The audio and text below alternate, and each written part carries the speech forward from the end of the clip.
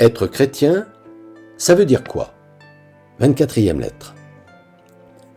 Amis et connaissances de toujours ou d'un instant et lecteurs-auditeurs inconnus.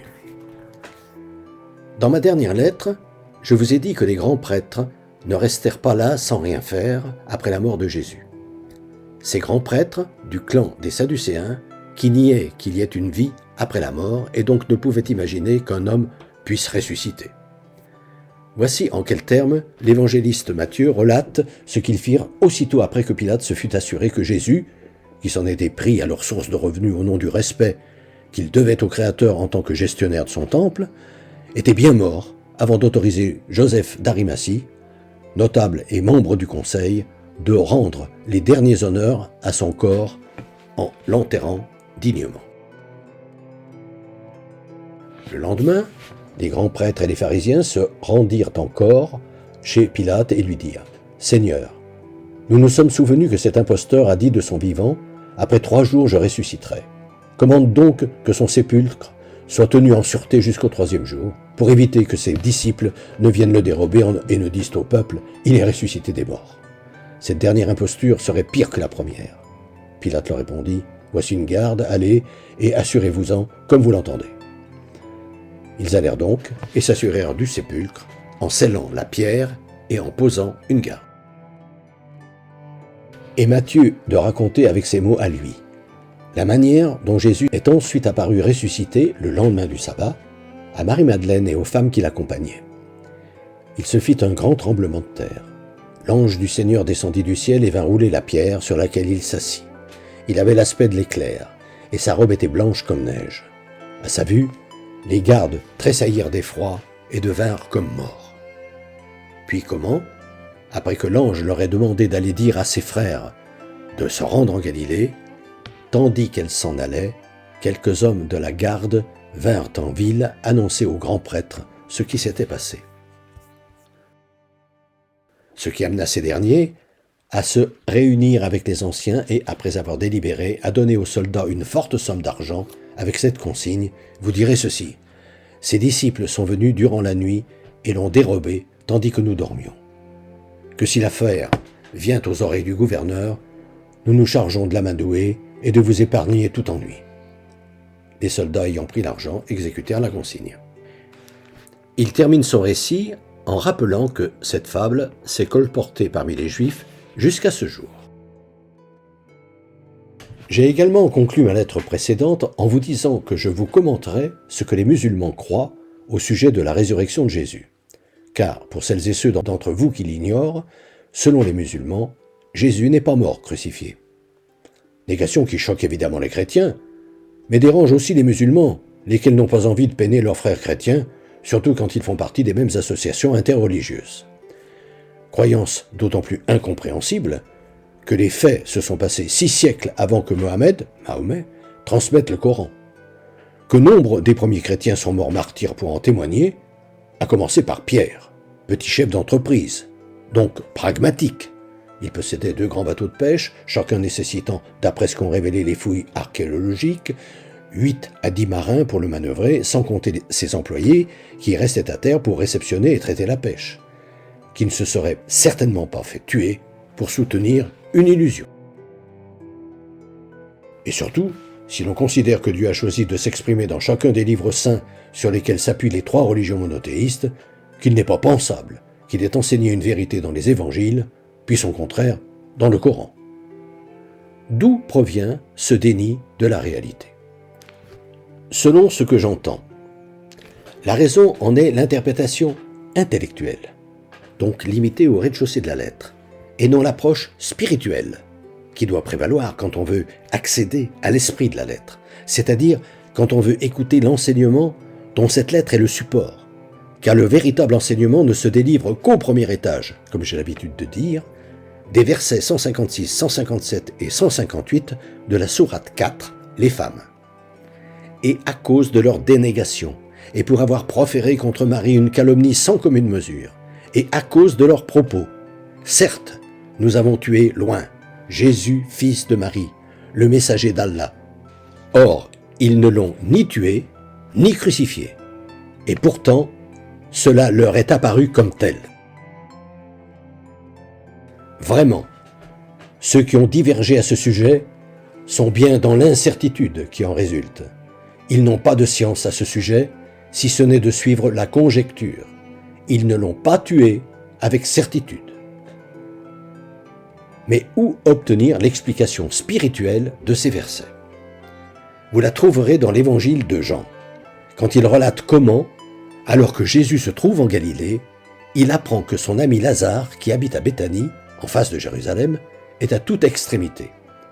Voici ce que Jean écrit.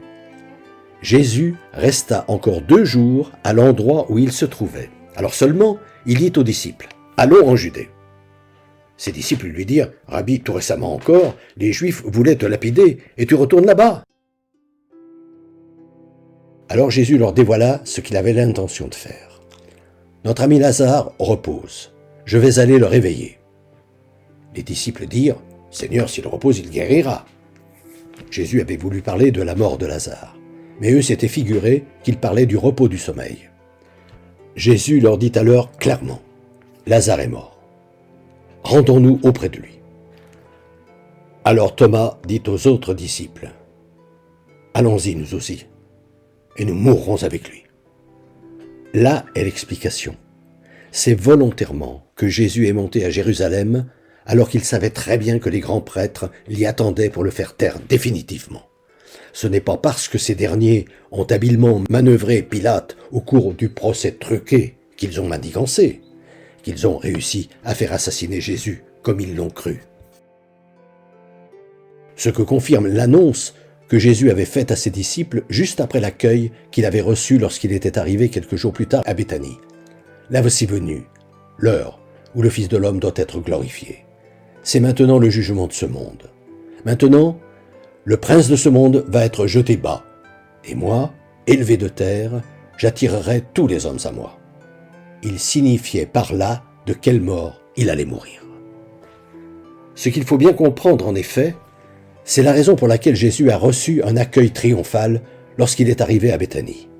Quand les grands prêtres et le petit groupe de pharisiens qui dirigeaient le temple l'ont fait recevoir en grande pompe, tout en restant dans l'ombre, par les gens du peuple, heureux de brandir des rameaux d'olivier et d'honorer, en étendant leur manteau sous ses pas, le véritable homme de Dieu qui arrivait à Jérusalem. Ces gens qui n'avaient pas compris, évidemment, que les grands prêtres les manipulaient en les poussant à acclamer Jésus pour le faire roi.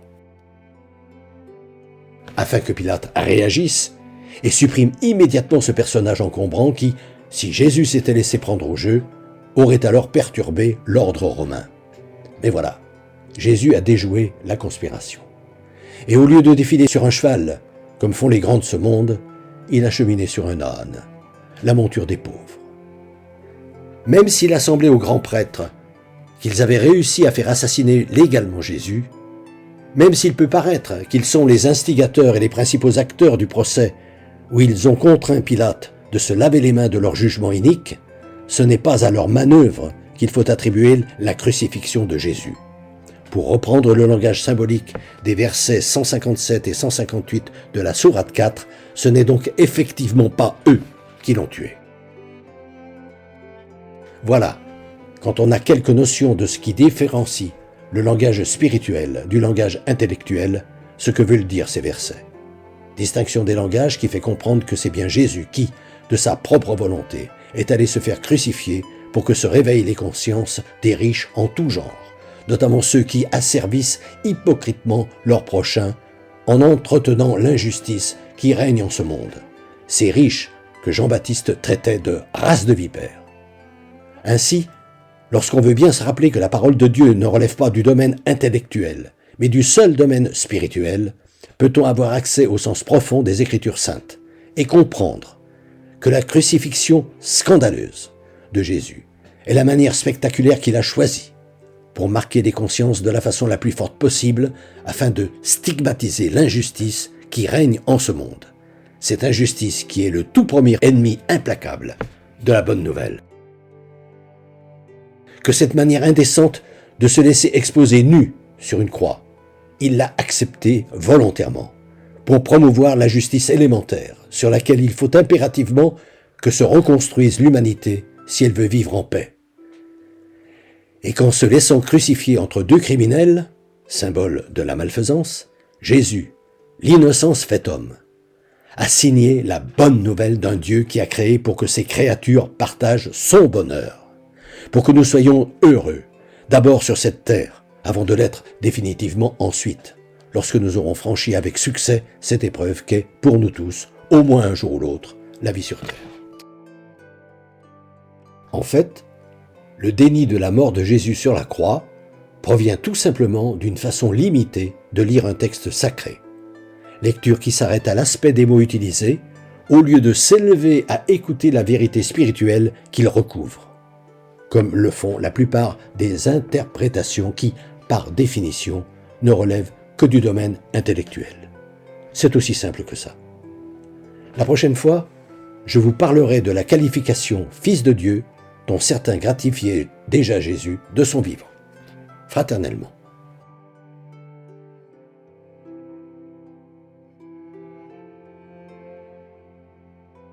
Depuis des années, environ une fois par mois, j'envoie une lettre d'information spirituelle à tout mon carnet d'adresses. Le thème du moment est, depuis janvier 2019, « Être chrétien, ça veut dire quoi ?»